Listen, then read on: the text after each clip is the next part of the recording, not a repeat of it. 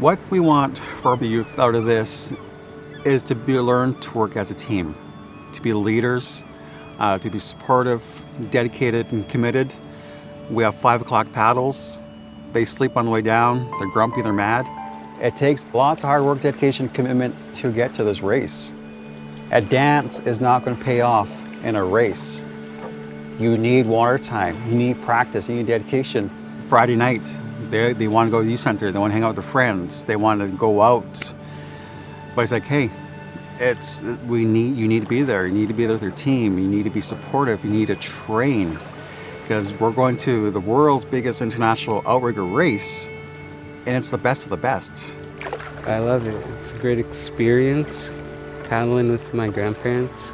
Not too much people could say that in their lifetime. Well, when we're out in the water, what makes it so special is that I never paddled with my grandfather.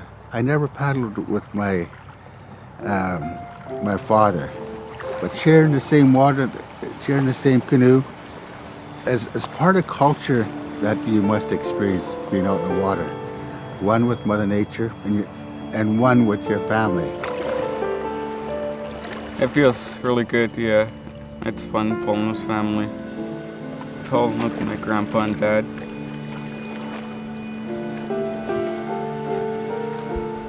It's a good thing with the youth, and that's the main reason why we're doing this, because they make up 75% of the population in each of the communities here in our territory. And we need to get them back to discipline, hard work, respect. And they can achieve this by canoeing, by doing teamwork and working together. And they're doing well. And they've come a long way in the past 3 months. And so I couldn't be more prouder of them. We're going to Hawaii, and this is the biggest race we're ever going to go in our life. And it takes a lot of dedication, like we always talk about. It starts from day one, following each other, following the lead stroke person, all in time. I indulged in a lot of alcohol, which brought out the negatives in me because of what happened in the residential school. When you're mentally, physically, and sexually abused, you don't think too much of yourself. A lot of hurt, lots of anger. It pretty much took away my dad's youth and his parents, and a lot of things that he endured at that school. Me and my 2 older brothers also received the same punishment. And for the longest time, my 2 brothers never knew and understood why my dad was so angry and frustrated and drank all the time. When I was in the residential school, I was taught to think not very highly of myself, very highly of being an Indian. My dad's my hero. He's my best friend, my mentor. And the things that he went through from the age of 4 to 18, there's nothing that I can say or do to take away all of his pain. We are very beautiful people, because we have it in us. We survived and we will survive. For many crew members, they never left the island. And so what sports is doing, it's getting them to see other places, see other cultures, other sports, other families, and see the world. Hawaii is a dream. It's our end goal. It's months of fundraising. I believe our first fundraiser was a turkey and hamper raffle draw. Then we did some Looney Toonies, we did Indian taco sales, we did ball drives. Yes, it's gross, sick work, but every penny counts. We're trying to show our youth that it takes lots of hard work to get where we want to go. And it brings I think the whole team together too, because there's tons of laughter today. this will cover us our breakfast. This will cover quite a few meals, our coffee, our drinks while we're over there. And to a lot of us parents, that's a lot of stress. To date, we've probably raised over $15,000, and we figure just to offset risk costs for a trip, another $10,000 that we have to come up in the next 2 months here. And for some of us who come from single families or single parenting, we need this fundraising in order to get us to our destination.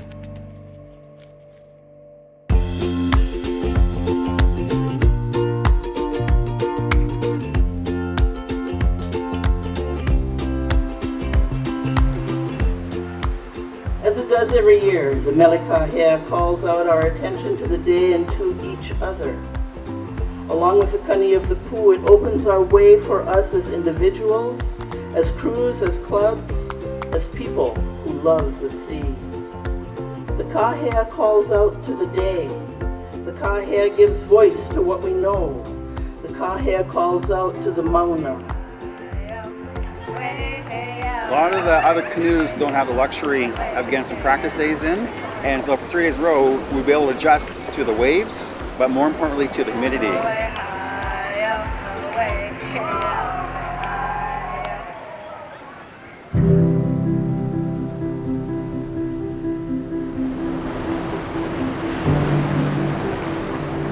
Well, we were in the middle of the heat, and we just hit a point where the waves were coming from the left and the right, and we just went over. It felt like it was in slow motion, but it happened really quick.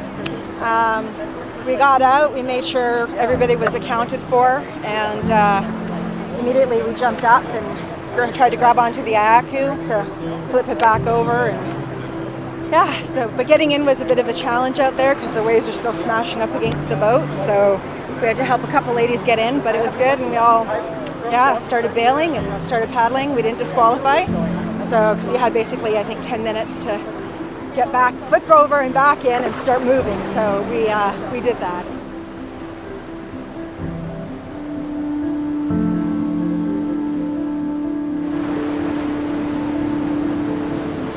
At about mile 9, they asked 2 guys if they want to get out. And we're splashing them with our paddle, try to cool them down. And they asked us, well, will they be disqualified? And those guys have such a big heart that they want to finish the race. And that's something you can't buy. You cannot teach. They finished a race, and now they're here. Well, I saw. I'm so proud of them. It's a battle right to the end, and that's our teaching to finish. Go right till the end. Give it all you got.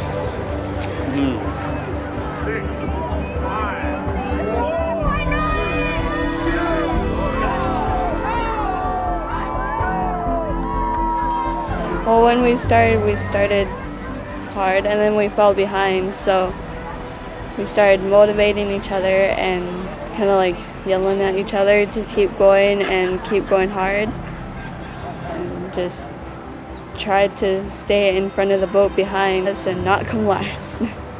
For me personally, it was hard because it's my first race, so I guess it was hard on myself. So when we were out there, I kind of thought we were at last.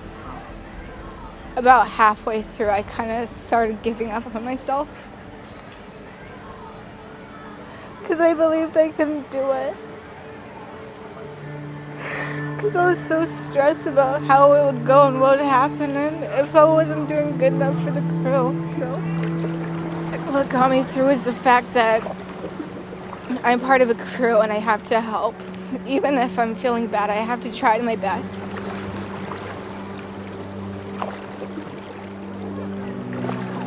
In second place, we have For the People. Oh, look at how cute their hats are. I got to race with my family, well, my new family, and I got to try my hardest, and I got to show what I'm made of, and I'm just really glad I was able to do that. The water, I have the utmost respect for it. I never take the water for granted. It's so powerful. And thank the water for what it is, for what it does for us. You always respect the water.